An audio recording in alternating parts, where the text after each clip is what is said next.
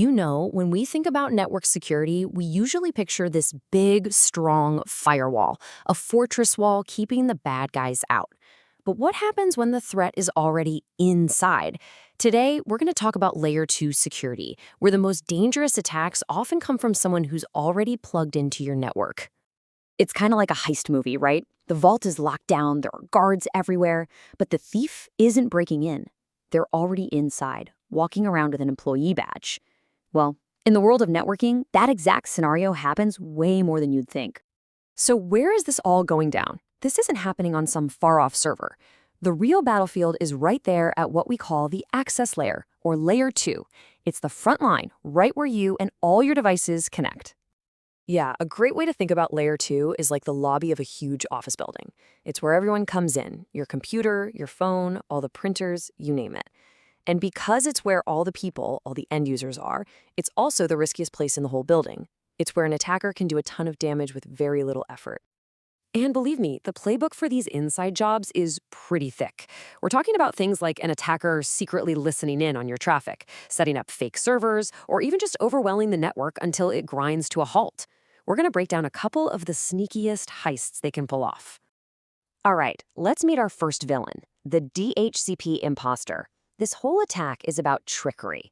It's designed to fool your devices into asking for directions from the wrong guy, leading them right into the attacker's trap. So the whole thing kicks off with a diversion. The attacker starts with what's called a DHCP starvation attack. They just hammer the real DHCP server, that's the server that hands out IP addresses to everyone, with thousands and thousands of fake requests. Pretty soon, the server has given out every single IP address it has, and there are none left for you or me.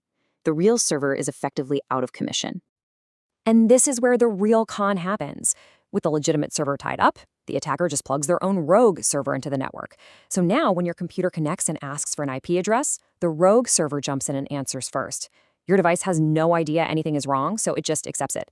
And here's the kicker. Your computer now thinks the attacker's machine is the gateway to the internet. Every website you visit, every email you send, it all goes straight through the attacker. So how in the world do we stop an imposter like that? Well, let's bring in our hero for this story, a feature called DHCP Snooping. Think of it like the network's own internal affairs investigator, checking credentials and sniffing out fakes. So what DHCP Snooping does is pretty simple but brilliant. It just sits there and watches all the DHCP traffic flying around. And for every message, it asks one simple question. Is this coming from a source I trust or one I don't? And the logic behind it is just so straightforward. We basically tell the switch, hey, see this port? The one our real DHCP server is plugged into? That's a trusted port. It's allowed to hand out IP addresses. And then we tell it, every other port, the ones where all the users plug in, those are all untrusted. They're allowed to ask for an address, but they are never allowed to give one out. And just like that, the attack is completely shut down. The moment that rogue server tries to send out a fake IP address from an untrusted port, the switch sees it, knows that's against the rules, and just drops the packet. The imposter gets shut down before they can even get a word out. But, of course, a good attacker doesn't give up that easily. If they can't pretend to be the server, they'll just try stealing someone else's identity. And that brings us to an even stealthier kind of attack. Okay, so first, a little context. For any of our devices to talk to each other on a local network, they need to know each other's physical hardware address, the MAC address. ARP is basically the network's address book. A device will shout out, hey, who has this IP address? And the right device responds with its MAC address. It's how they find each other. So the attacker takes advantage of this with something called ARP Poisoning. They just start sending out fake ARP messages, basically lying about who they are. They'll tell the main gateway, hey, just so you know, I have Bob's IP address. And then they'll turn around and tell Bob's computer, by the way, I'm the gateway. The address books on both devices get poisoned with this bad info. And the result? The attacker is now the invisible man in the middle, and all the traffic between Bob and the internet is flowing right through them. So yeah, that's a pretty nasty case of identity theft. To stop this, we need another layer of security, Dynamic ARP Inspection, or DAI. You can think of this as a super strict bouncer at a club checking every single ID before letting anyone in. Now, this is where it gets really cool because our security tools start to work together as a team. Remember DHCP Snooping from before? Well, while it was busy policing DHCP traffic, it was also quietly building a secure, trusted database of which IP address was correctly given to which MAC address. DAI uses that trusted database as its official record. So now, when an attacker tries to send one of those fake ARP packets, DAI checks the message against that trusted database.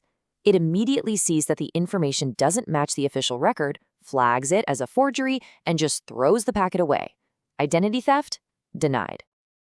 Okay, so we've stopped fake servers and we've stopped identity thieves. But what about just a brute force attack? Someone just trying to overwhelm the system? For that, we need one last line of defense. The final bouncer at the door of every single network port. Port security is, well, it's pretty much exactly what it sounds like. It lets you put a hard limit on how many different devices can connect to a single port on your switch. This is a super effective way to shut down those DHCP starvation attacks we talked about, or other noisy attacks like MAC flooding. And you even get to choose the punishment when someone breaks the rules. Shutdown is the default, and it's pretty serious. It just completely disables the port until a human comes and turns it back on. Restrict is also a good one. It drops the bad traffic, but also sends you an alert so you know something's up. And then protect is the quiet option. It just silently drops the traffic and moves on. So what's the big takeaway? Out of the box, Port Security's default setting allows only one single MAC address per port. Just turning on that one simple feature can stop an entire class of attacks before they even begin. It's an incredibly powerful, simple first step. When you boil it all down, it comes back to this one idea. We spend so much time building up our firewalls to protect us from strangers on the internet, but if we don't use tools like DHCP Snooping, Dynamic ARP Inspection, and Port Security, we've basically left all the doors inside the building wide open. Makes you think, right? Who's checking the credentials on the inside?